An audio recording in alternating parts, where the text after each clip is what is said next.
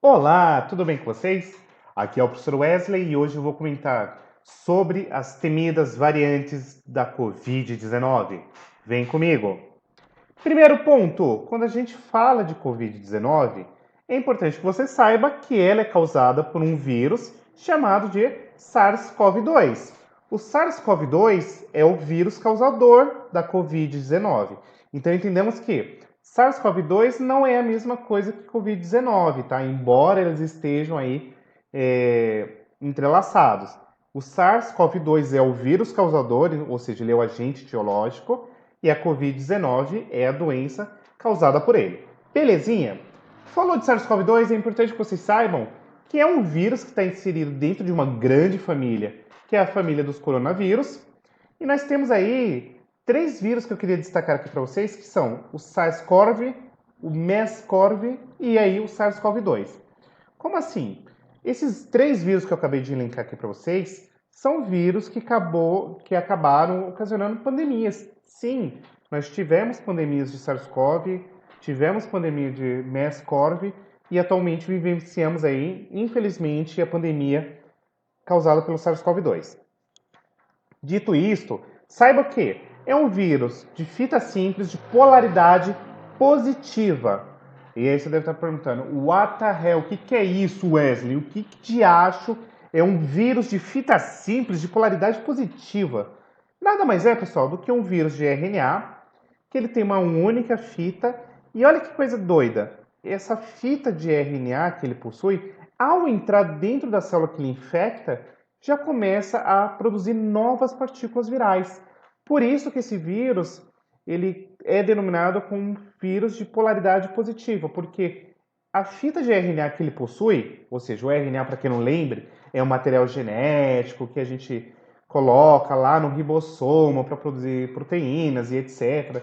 E o que eu quero que vocês entendam é que o vírus entra dentro da célula, ele já começa, primeiro, a criar novas partículas virais, então ele começa a fazer novas partículas de RNA, a formar novas carapaças proteicas para guardar esse material genético. Tá bom? Um detalhe ainda interessante é que ele é comparado aí com outros vírus de RNA, o genoma dele, ou seja, o conjunto de vários genes, de várias informações, é muito grande. Falou do SARS-CoV-2, do MERS ou do SARS-CoV-1, entendamos que são vírus associados com infecções respiratórias. E a provável origem desse vírus é provavelmente um animal, tá bom? Além disso, o que você precisa saber? Quando a gente está falando do SARS-CoV-2 em especial, que é um vírus de RNA, eu quero que vocês entendam o quê? Como que se dá o processo de infecção? Ó, o vírus entra dentro da célula e aí ele entrega o seu RNA, que nada mais é do que o material genético, como eu falei, e aí a gente começa a fazer um processo meio que de leitura. Por quê? O RNA mensageiro, para quem não se lembre, ou o RNA, ele meio que tem um manual de instrução que os ribossomos leem para produzir proteínas, tá? Mas olha que doideira. Nesse processo de ler a receita para criar novas partículas, pode acontecer a produção aí de algumas cópias não tão perfeitas, né? E aí o que acontece? Esse processo de produzir essas cópias imperfeitas é o que a gente chama de processo de mutação, que é um evento aleatório e vírus de RNA geralmente são mais propensos a terem esse, esse pequeno probleminha aí que é uma leitura errada que pode causar mutações, tá? Então, basicamente, é você fazer o quê? Você ter o momento no qual você está lendo o material genético do vírus, tá? E através de uma coisa que a gente chama de código genético, que aqui está errado, tá? Porque código genético, pessoal, para quem não sabe, é a forma como a gente lê o material genético, tá? O correto é o seguinte: aqui seria material genético. Então, o material genético do vírus ele começa a ter algumas mudanças, e essas mudanças, que são aleatórias, podem garantir vantagens ao vírus. E aí, consequentemente, essas vantagens dos vírus acabam sendo transmitidas para as novas partículas virais. E aí, consequentemente, você tem uma sucessão de várias replicações que podem causar aí eventuais prejuízos para novas células que possam ser infectadas, tá bom? E aí, nesse sentido, entendamos que, como que tem esse aumento de variantes? Por que está tendo tanta variante? Gama, delta, alfa, beta, e esses devem estar muito confusos, né?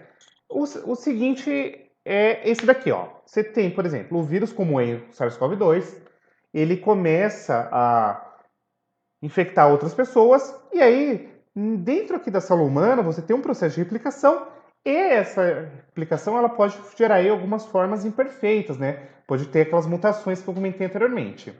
E, consequentemente, em decorrência da ausência de isolamento social, de não usar máscara, de não lavar as mãos e, infelizmente, de algumas pessoas se negarem a tomar as vacinas, você acaba aumentando essas variantes aí na circulação. E, consequentemente, cada vez que você aumenta a taxa aí dessas variantes na população, muito provavelmente nós teremos aí surgimento de outras variantes, beleza?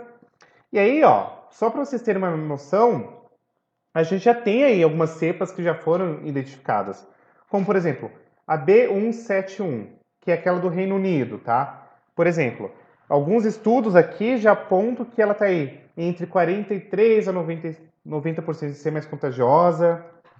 A da África do Sul aqui, ó, os cientistas acreditam que tem uma carga viral maior e pode ser mais transmissível.